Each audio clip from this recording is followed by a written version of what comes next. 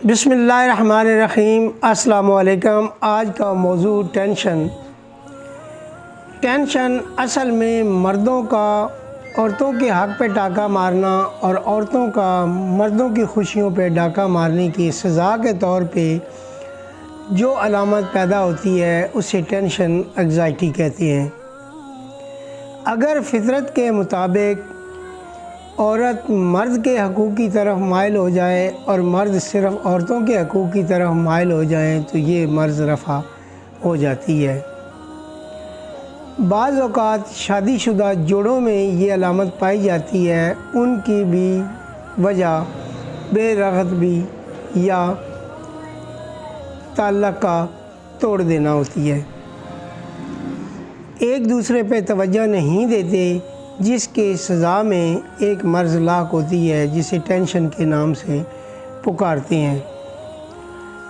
جو جوڑے اپنے آپ کو فطرت کے مطابق خوش رکھتے ہیں انہیں اس علامت کا سامنا نہیں کرنا پڑتا۔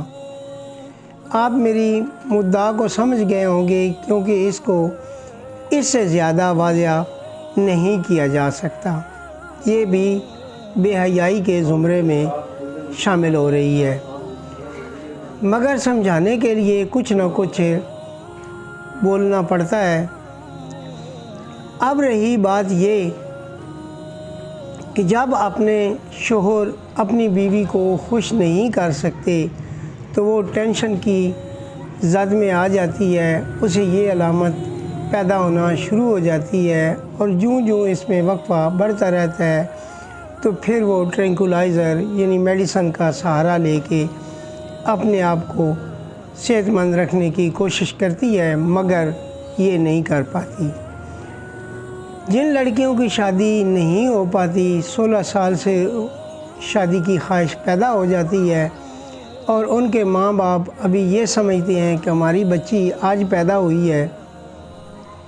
میں نے ایسے جوڑے بھی دیکھے ہیں جو 20-22 سال کی عمر میں لڑکی جوان ہو گئی، اس کی شادی تیار تھی، کوئی حادثہ پیش آیا، اس کے بعد 40-42 سال گزر گئے تو کسی نے اس کی طرف توجہ نہ دی، جو اس کے ٹینشن کے ساتھ ساتھ اس کے دیگر علامات بھی پیدا ہو گئیں، حتیٰ کہ احساس محرومی پیدا ہو گیا۔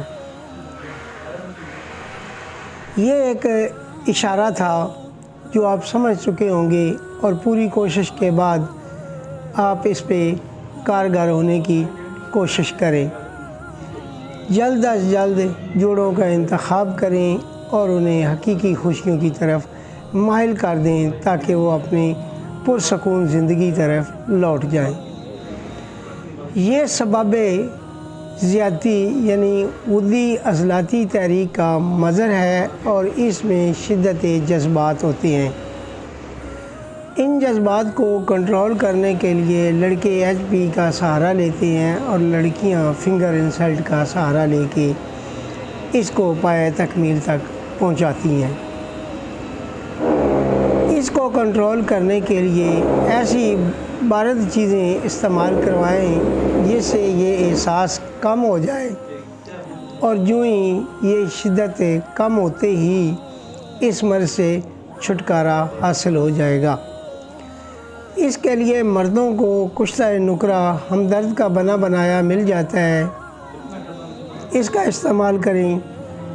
ایک ڈبیا کے اندر 6 خوراکیں ہوتی ہیں، 4 ڈبیا تقریباً 1 ماہ کا کورس ہوتا ہے۔ خمیرہ آب ریشم یا خمیرہ سندل، خمیرہ گو زبان، اس طرح کی ٹھنڈی چیزیں اس کے لیے مفید پائی گئی ہیں۔ اگر کسی کو دیگر نسخوں کی ضرورت ہو تو معالجین اس سے حاصل کرنے کے لیے کال کر لیں تاکہ وہ نسخہ نوٹ فرما لیں۔ والسلام ورحمۃ اللہ وبرکاتہ۔